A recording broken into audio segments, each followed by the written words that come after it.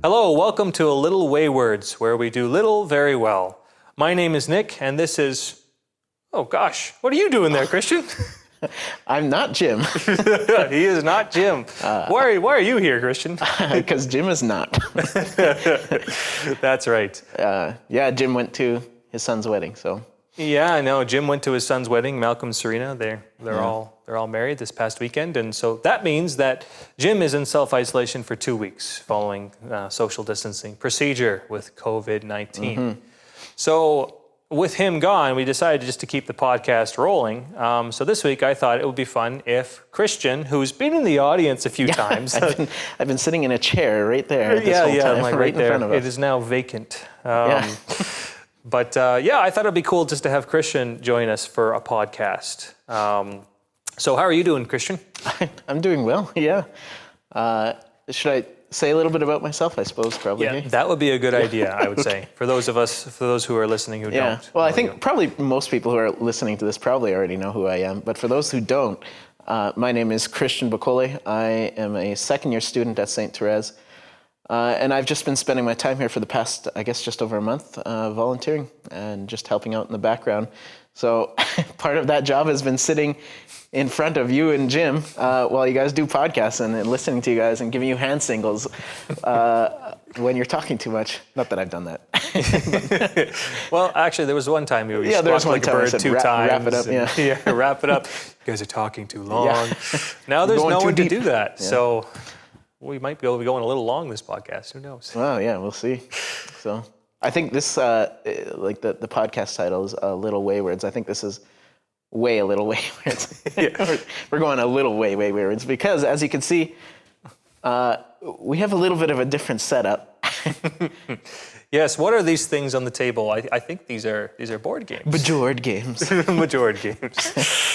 Yes, so this episode of A Little Wayward, we're just going to take it a little bit of a different track. The reason why we have board games on the table is because Christian and I are both avid board gamers. Mm-hmm. Actually, I'm going to say Christian is the avid board gamer, and I'm the amateur avid board gamer. Yeah, my novice. Yeah, I am a novice. He is... My young Padawan. Yeah, he's the grandmaster, the mage level 5,000 or something I would say it's a passion hobby for me. Like, I have a couple of hobbies. This is my passion hobby. Mm-hmm. I love board games so much. And I feel like I've been catching a little bit of that bug too. Yeah. But particularly to this podcast, like we could talk about board games just in a general sense all day long. Which we do sometimes. Which we do anyways. Like meet each other in the hallway and all of a sudden an hour later we're done talking about board games and we start talking about what we're supposed to be doing. Yeah, exactly. It's a little distracting sometimes. It's true, but it's a lovely distraction. Yeah. But maybe the question for us this podcast is just be like, actually, this is a Catholic podcast, mm-hmm. What... I guess the question for us both is, what is a Catholic podcast, in fact, these two Catholic men, doing talking about board games? Yeah. So for us, it's going to be a little bit of diving into the passion of board games and why we actually like them, but particularly relate them to the faith in some way, hopefully without being too artificial. Yeah. I don't think we'll have any troubles with that, though, either. There's a bit of theology of board games. The theology of board games. It's something I looked up because I was thinking about, what are we going to talk about? And so I just decided to do a little bit of research and I just Googled like theology of board games. Nothing at comes all. Up. Yeah. Oh, that's a book. So this might be the first. I don't know. We're exploring uncharted territory. Yeah. Actually, okay, there was one place that was called theology of board games, but I don't think they knew what theology meant. I think it was just a word they threw out there because there was nothing faith related. There was nothing about God when they talked about board games. It was just like a regular talk show about board games. So unless they were actually just being very explicit with their idol worship of board games, I suppose. Yeah, maybe. Which is a danger, I suppose. We'll talk about those too. Yeah. But maybe let's start off the podcast with just one question to you, Christian. Sure. Why do you enjoy board games as a Catholic man? Mm-hmm. Not as a Catholic. Maybe just skip the man part, because I think you can be a woman and like board games too. Well, man in general. As mankind, why do you enjoy? It's a good question, yeah, and I've been reflecting on that, especially in light of like thinking about talking about this right now. And I think for me it just starts with like, even just as a human person, why do I enjoy board games? And that was something I was reflecting on this morning and for the past couple days. And then we can touch in with the faith in a little bit. But I think just in general about board games, in my reflections, and this has been something I've been thinking about for a few years now, actually, because I've been playing board games. I've been playing board games since I was a kid. I started where most people do. I start with Risk and Clue and Monopoly, which I don't think are very good games anymore. Neither do I anymore. I enjoyed them at that time, but I don't think I would enjoy it as much playing it now. And there's a few reasons for that. But that's where I started, which is a good place. Eventually, we got Settlers of Catan. And then in 2011, I think, I played games like Dominion and Ticket to Ride, and then I started to snowball into all these other board games. My brother introduced me to some really interesting board games that I fell in love with. Galaxy Trucker, which you have played. Oh my gosh, what a ridiculous game. That was one of the first nuanced games that I ever played. So, and I just fell in love. I fell in love with it, and I've been reflecting on that for a while. Like, why did I fall in love with it? Why have I spent so much time, energy, and money into this passion hobby? And I think this is a crazy phenomena that's been happening in the world today. Like, board games have had a huge resurgence, and you see it everywhere. You see these groups of gamers popping up, and there's so many podcasts and YouTube channels and everything popping up all over the place. People call it the golden age of board gaming. And why? And I think one of the primary reasons why people enjoy board games so much and why I enjoy board games so much is the communal aspect of it. I think our world has been starving for that communion of persons, and this encounter with another human being, because we are such a screen addicted world, and that's where a lot of people lose their time. And I think people are starting to realize, from a very deepest part of their humanity, that they just long to be with another person. And that's something that board games gives us the opportunity to do. It gives us the opportunity to sit with other people and to be in their presence. Even if you're not necessarily having a conversation, there's something so important about being in the presence of another person and just enjoying leisurely activity with them. So I'd say that's the first reason why I enjoy board games so much, and one of the reasons that I've clung to it so much, is that it's given me an opportunity to spend time with people and to be with people and to engage with them. The other thing I would say that I really enjoy about board games, there's a couple more things. One thing in particular I would say is how it engages my mind, and my intellect. And it's a beautiful puzzle, and just the way my brain works, I love to work out the puzzle of a board game and to see how the mechanics within the game itself work. Like, if you put this over here, this happens over here, so that I can do this over here. Some delicious cause and effect. Yeah, delicious is a word that I use all the time. Delicious. I always, whenever I talk about like board game mechanics, I always refer it to like foodie type things. I don't know, because that's another passion of mine, is I love cooking. And so like, oh, this is such a juicy mechanic. I love it when this happens, So yeah, scrumptious, delicious, juicy. Delicious, those are wonderful adjectives. Yep. So yes, just the engaging in that puzzle is really beautiful. And the last thing I would say that really draws me to board games is the beauty of them. Just like the artwork of some of these things is amazing. And that's been on the rise in recent years, of just like how they lead you into this encounter with beauty itself. There's some beautiful paintings that are incorporated into board games now. We're long past the dry, what you would call Euro game era. I mean, we still have Euro games, but they're becoming beautiful now. And what I mean by a Euro game is a game that's heavily focused on just the mechanics of the game.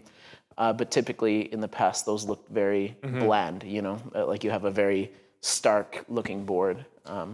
Yeah, no, exactly. And I mean, even with the board games that we have here on this table, I mean, we've got one called Birmingham. Yeah, so nice display for any of you watching and who are video listeners, video watchers rather.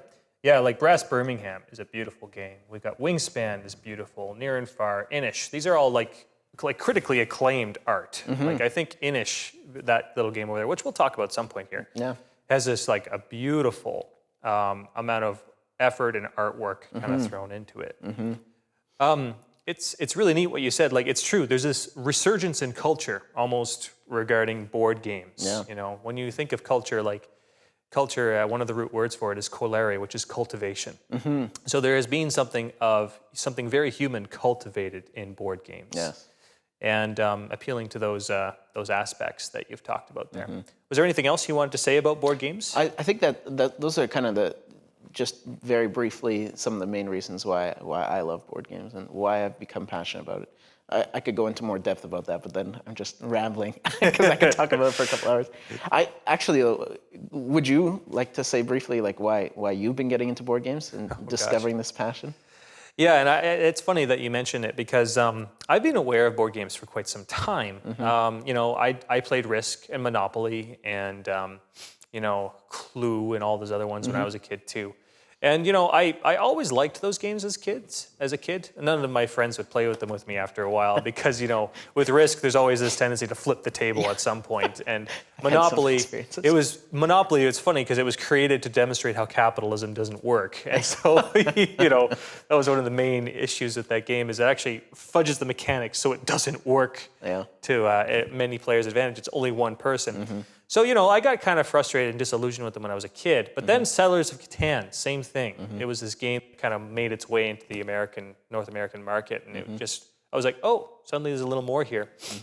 And then, but that being said, I really started getting into board games probably a few years ago when I started dating my wife because her family was into board games quite a bit. Yeah.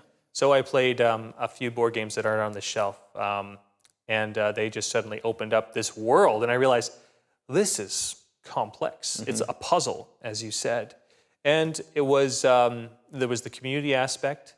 I find it's actually a very incarnational kind of way of playing a game. Yeah, which is something you and Jim have been talking about a lot. Yeah, Jim and I love the incarnation. Yeah.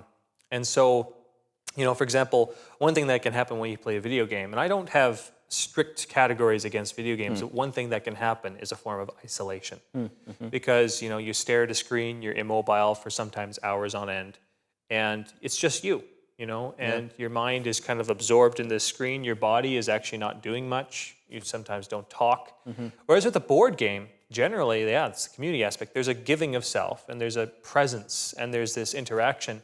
And there's always a point in a board game where you actually break into laughing or tears or anger and there's this and you actually human experience. It's a very human experience. It covers all of the emotions, and all of the best things about human life, like love and loss. Have you ever heard of the game The Fog of Love? Oh yeah, I have. That's all about this. That's couple. a game about relationships. Yeah, it's interesting. It's actually like a rom-com kind of board game. Yeah. Anyways, I've been intrigued. I haven't picked it up yet. Okay, I don't think I would. I don't think I will either.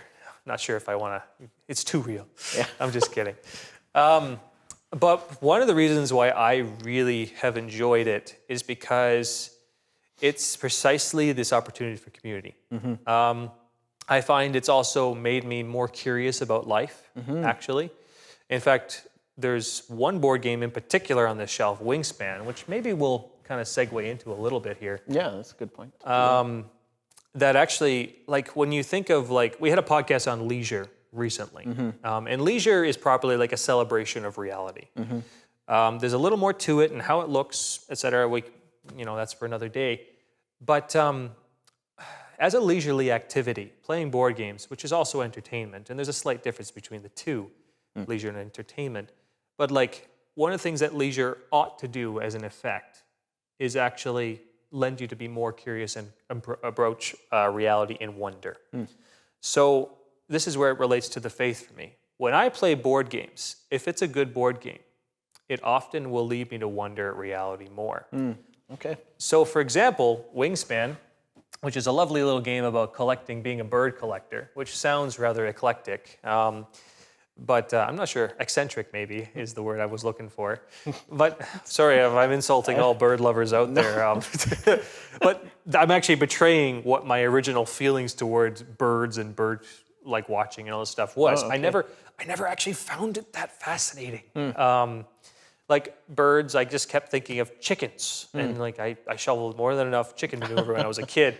So it was just a little too, I always just thought of that. But in playing the bird board game, Wingspan, it's illustrated like 150, 200 cards of birds that actually exist in real life. Yeah, North American birds alone. North America birds alone, and there's like expansions you can get, like the European birds. There's an Oceania expansion coming out. Yeah, which is I'm looking forward to. But what that did is actually the first time I played the board game, I went for a walk the next day, and all of a sudden I heard a bird, and I found myself for the first time being curious. Oh, what kind of a bird is that? And then I actually find myself, even now, just going for walks in the springtime, and there's all the little robins coming out, and there's the Canadian geese. And I never liked Canadian geese, but now I'm actually fascinated by them, you know? So, and you could say, oh, well, that's just you becoming more spiritual and in touch with nature, you know? But I directly attribute it to just having played that game. The game, yeah. Well, it's a beautiful design. I'm super fascinated by this game, and anybody who plays board games will know that there's a lot of hype about this game. It just won a bunch of popular voting contests, like worldwide awards and stuff like that. And it's just a really hot game right now. And I think that's for a couple of reasons. One, I think it's just for what you were saying. Like, it touches something very human. You know, it gives us this experience of something very real in the world. Every single card, like you were saying, every single card in the game is different, you know, and it's a different bird. But not only is it a picture of the bird, but it also tells you like where the bird comes from. It tells you what their wingspan is, hence the name Wingspan. Yep. And it tells you a little factoid about them too. It's just like a one paragraph, like, here's a fun fact about this bird. I was playing with a friend of mine who is a bird watcher, and he loves birds. He adored this game because he was like, he would grab a card and he'd be like, oh, this bird. And he would spew off something that he knew about that bird. And then he would read the card, and the quote would be exactly what he just spewed off, you know, or something to that level. So I thought that was beautiful. Yeah. One thing that's interesting, I did a little bit of research behind this game, and the designer, Elizabeth Hardgrave, she put a lot of research into this game too. And that's another thing that I find fascinating and beautiful about these board games, is the amount of work and love that goes into them. One thing that she said, and this is kind of what I want to relate it to what you're talking about a bit.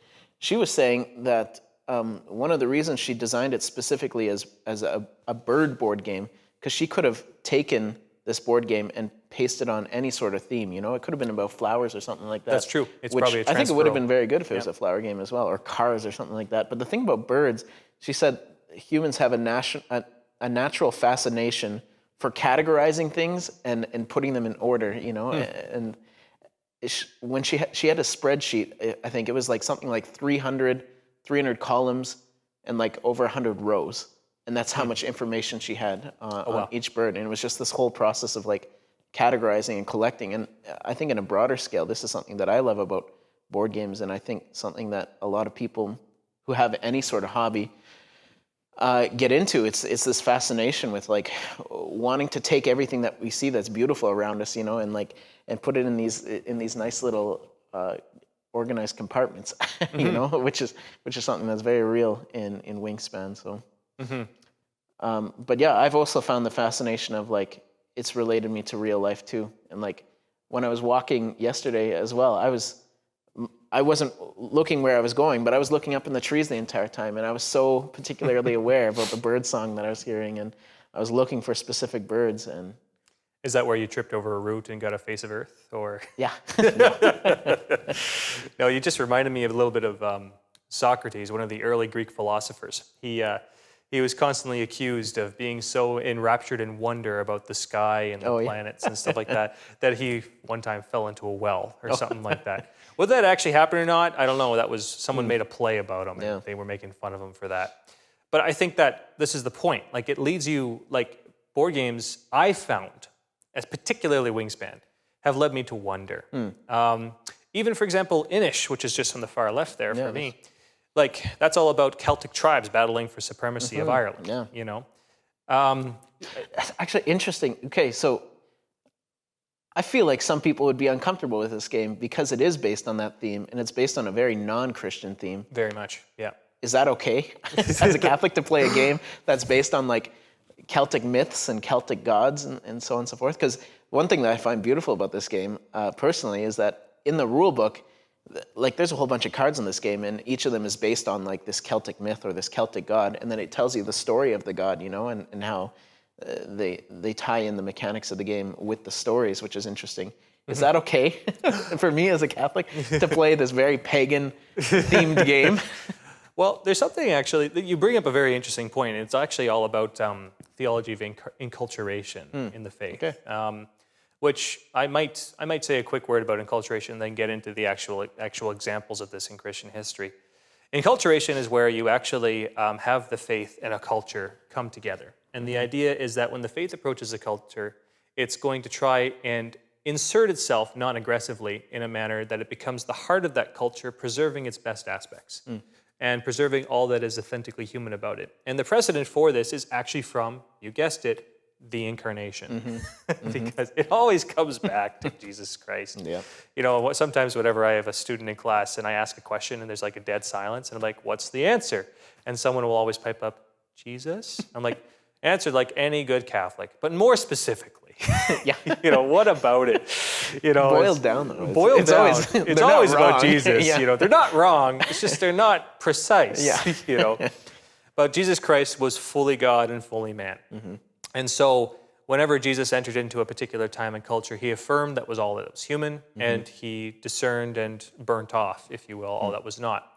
So one of the things that has been a sensibility of Catholics throughout the ages is, yes, discerning evil spirits and discernment of spirits and all the rest, but also preserving story and preserving the cultures they come into contact with. One of the big ones that we're very familiar with preserving in our religion is the Norse gods, like the stories of the Norse. For example, I think one of the early chieftains who actually codified and wrote down all of the Norse myths was a Christian. His name was, I think, Snorri Snorrenson. You know, a very Norse name. You know, Snorri Snorrenson. I find it a humorous name. Yeah, I know. It's just like I think it's a little close to the English word for snore. So you kind of that's where my mind went. He snored not once but twice. You know, it was his last name. What he was known for. Anyways, if I'm offending any of Norse descent, I apologize. Yeah. But what he did is he realized at the time that his civilization was actually becoming Christian, is that there was a real danger of Norse mythology and the history of their people, because their history is so intertwined with this stuff, of being lost. Yeah. So he actually went and codified everything. Wow. Okay. And he codified everything. He preserved it, all the stories. He tried to make them systematized and all that kind of stuff. Why did he do this? Did he do it because he worshipped those gods? No. No, he did it because he realized that this was actually part of their culture. Yeah. And it was something authentically human, and there were points to these stories, you know, to actually preserve. So when we actually look at any mythology, including, you know, Eastern mythology or Greek mythology, like no one usually in the Catholic faith nowadays has any problem talking about Greek mythology. Norse mythology too. Look at J.R.R. Tolkien, who used a lot of Norse mythology to inspire his mythology of the Lord of the Rings. Yeah. You know, we shouldn't be uncomfortable with this, because once a culture has been baptized, like this is now just storytelling, and we're entering into wonder at human ingenuity, and we discern the spirits, of course, but I think that there's something deep behind the story too. There's deep behind it. It's speaking to a human aspiration, to a human truth. So, like if we think of, I think that, you know, we always have to be careful, but there is something very true to be preserved and conserved, if you will. Well, Pope Francis, it just reminds me of something that Pope Francis is very focused on as well, is this idea of preserving culture and having roots, you know, and being rooted and grounded. Like, it's important for us to remember who we are, where we came from, you know, before we can look at where we're going as well. So, yeah, and exactly. What's so beautiful, and I'm just reflecting this now, like a game like this can bring up a conversation like that, and you can ask those questions, you know, like what does this mean to me? What does this mean to my faith? You know, so I think that's a beautiful example. Yeah, and that's just it. The board games is only half the story of playing it. Yeah, it's the conversation. So Inish battling for supremacy of Ireland with like Celtic mythology and all this kind of stuff, and you learn a lot about strategy in there too. But there's that conversation about Celtic mythology. And as Christians, should we be playing this game? And it's like, it's a good question. Like with certain games, I would say, no, don't play that game. You know, ones with specifically satanic themes, for example. Yeah, exactly. Yeah, there's some games I would not recommend. There's some games I would not recommend. Conversation for another day. Yeah. Another game here that's like very, very close to me is Brass Birmingham. Yeah, that's one of my favorites of all time, actually. Yeah, mine too. So, like, what's that game about, Christian? It's basically about the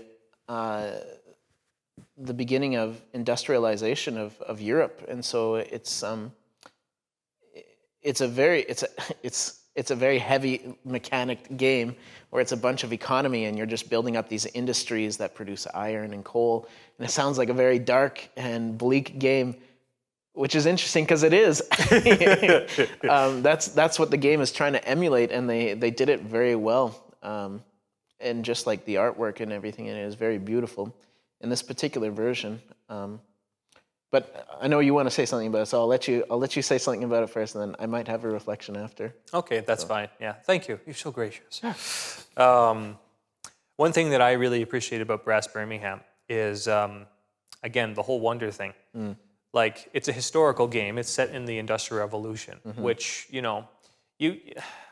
something for me, like, I've always been aware of it, but I've never actually really reflected on it all that much, other than for history class or something like that.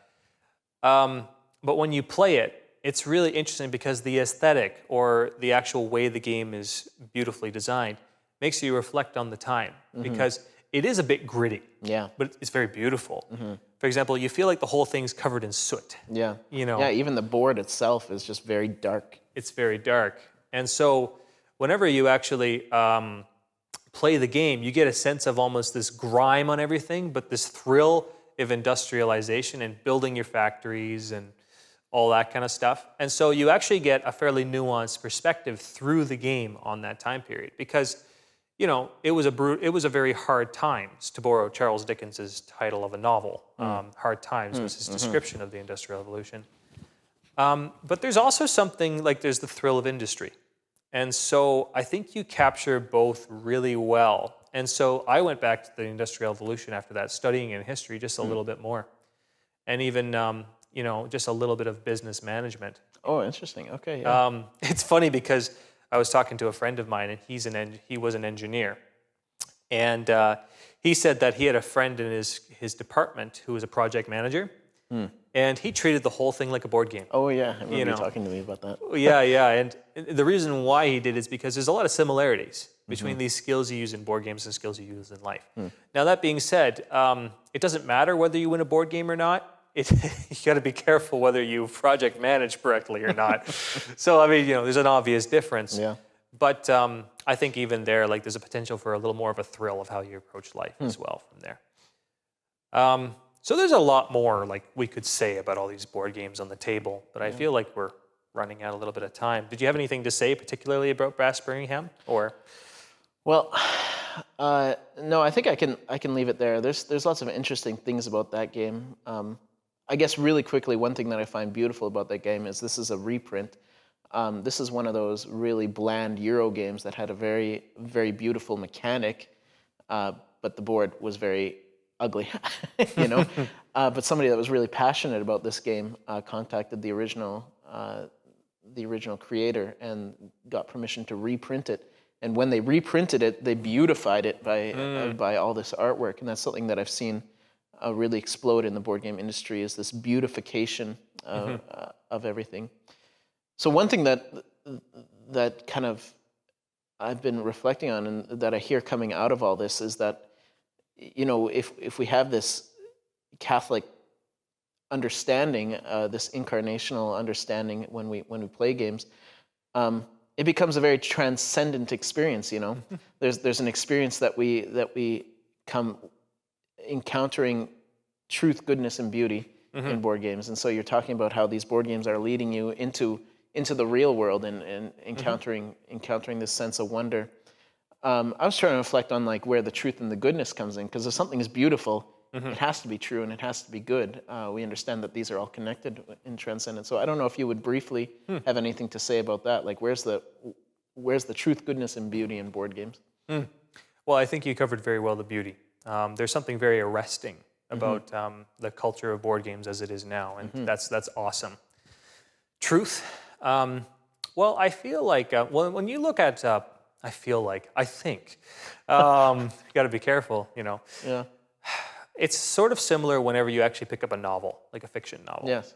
Are you looking for exact historical correlatives to reality, or are you looking for exact moral lessons? No, but they are full of them. Yeah. There's actually I love a distinction that a British philosopher one time made between imaginative and fantasy works. Imagination is for, and now when we use the word fantasy, we tend to mean one imagination too. But let me hold with me for a moment. Imaginative works are those things that do not transgress the real. They don't break the real in terms of its moral structure. None of these board games sitting on this table do that. But what they do is they almost escape from reality, or like they retreat from reality so as to return. They're very open-ended. They're friendly to reality. Right. You know. Fantasy, on the other hand, according the way he uses it, is an escapism. You know, escaping from reality. That was something I was hoping we could talk about. Yeah, it's probably something we should talk about. With the truth of this, truth is all about correlation, to reality. It's like the correlation of the mind to what is real. What we think is correlating to what is actually the case. Capital T truth is what is properly. So I think that much like we approach a novel as a piece of imagination, we can approach board games like that too. So there is something true. With Wingspan, there's something obviously true about reality going on. With Brass Birmingham, there's something obviously true kind of happening. With a game like Near and Far, which is all about like this fantasy quest adventure thing, it's as true as Lord of the Rings is in many ways. So I think that that's fine. In terms of good, it's in terms of like, is there anything being morally corrupted in human nature by doing this? And this is where I think that the board game in itself is good. But where we can sort of see the possibility of escapism happening. Yeah, exactly.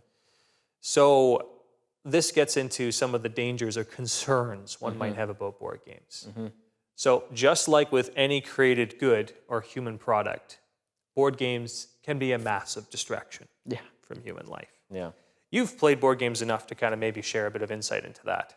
What would you think? Yeah, I think it takes a certain amount of discernment. And this is a very small, it's a very nuanced thing, and I think most people wouldn't ever think of it. But I guess the question to ask yourself is, are you being distracted from the present moment, or are you being drawn into it? Yeah. And I think if we're playing board games in a way that we should, that enhances our experience of life, it's because we're being present in that moment to it, and we're being present to the people around us. But if you're distracting yourself, like a very concrete reality is, trying to escape a sense of like either boredom or to escape a sense of responsibility of something I should be doing, that's something I struggle with is procrastination, and so because I love board games, it's a real temptation for me to distract myself from doing something that I should be doing. Maybe I have a task that I've been wanting to complete, but I just don't know how to go about it. It's just, okay, well, I'll just play a board game, and distract myself in that way. So in that sense, there can be an escapism.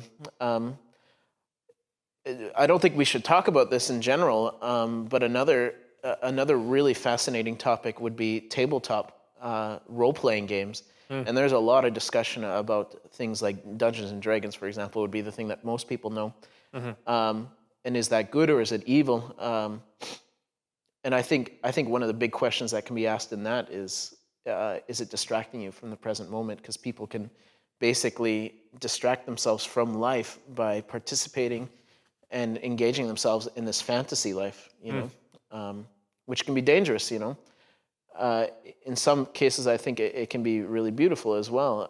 Like you were talking about how we engage our imagination, but also it relates us back to our reality,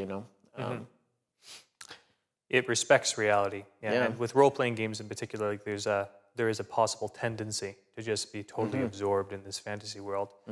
Where you all you live, eat, and breathe is pretty much this. Yeah. And I'm sure we've all met that board gamer, Yeah. you know, where, yeah, you just see like something unhealthy is happening here. You know, something I'm reflecting on, though, I think it's more of a danger for specific activities, you know, like this idea of escapism, I think is really dangerous or can be really dangerous for people, for example, who are very engaged in video games. Yeah.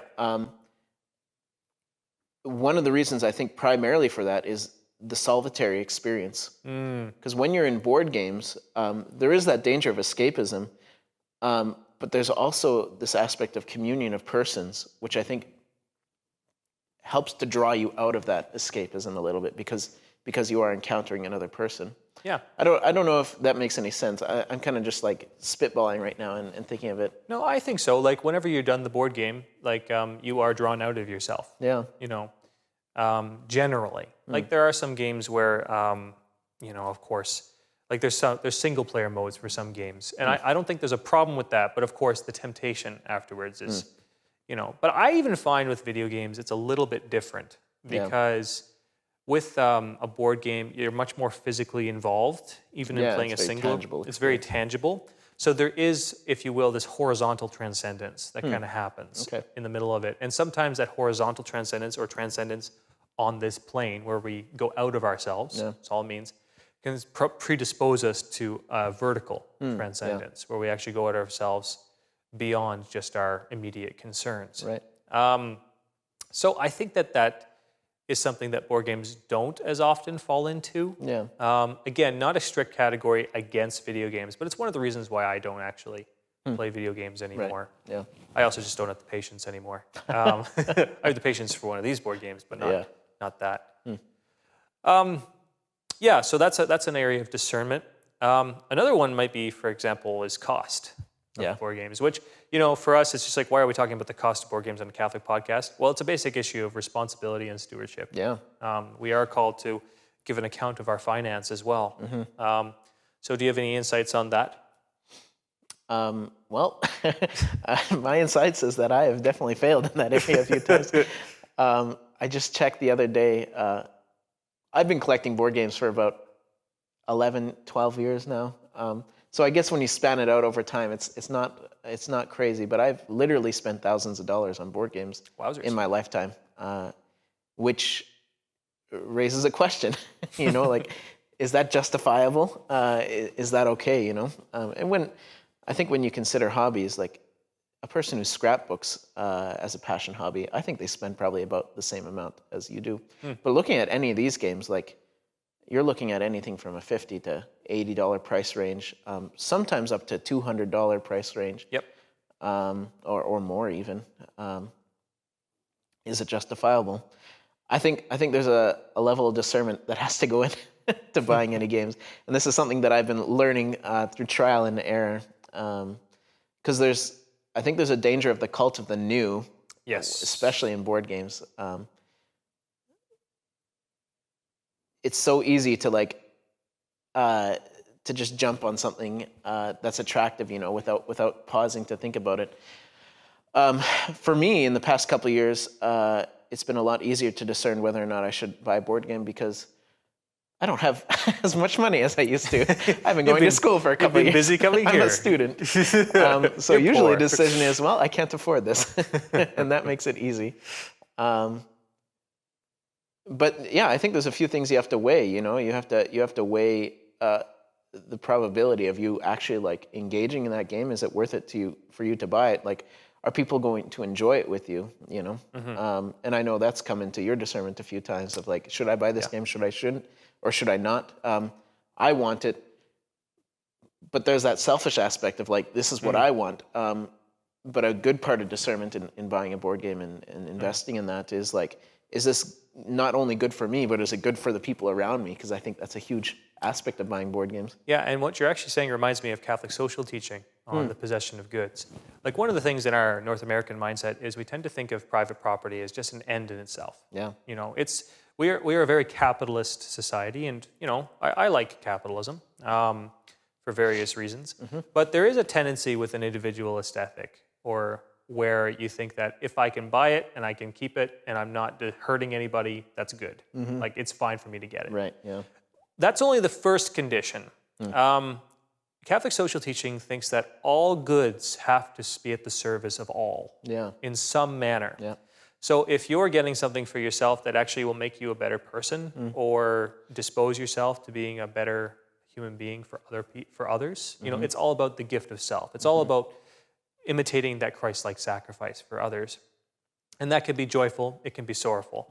So from one of my big questions for board games is this actually at the service of all or just one? Yeah. You know? And so right now, like, it's something that my wife and I are really enjoying. I've bought a few board games where it's something that's serving my wider community. It's hard to do that in the middle of COVID-19, I will say. Yeah, it's very hard. Very difficult.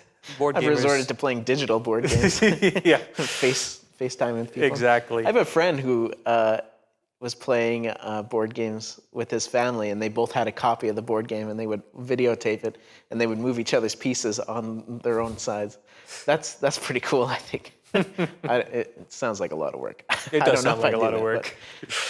Yeah, so that's one thing. Another thing, too, is even just to recognize when you actually look at how much you're spending in a board game, something for me is like, how much would I spend on a movie? Yeah. It's a big one. You know, going out for a movie, going out and having dinner, then buying the popcorn. Turns out one evening could cost a board game, which might be 3 or 4. So that of course, could turn into a justification of this expense because I would spend it elsewhere. But it also could turn into rationalization. Yeah. I mean, it could just be good discernment too, right? Like,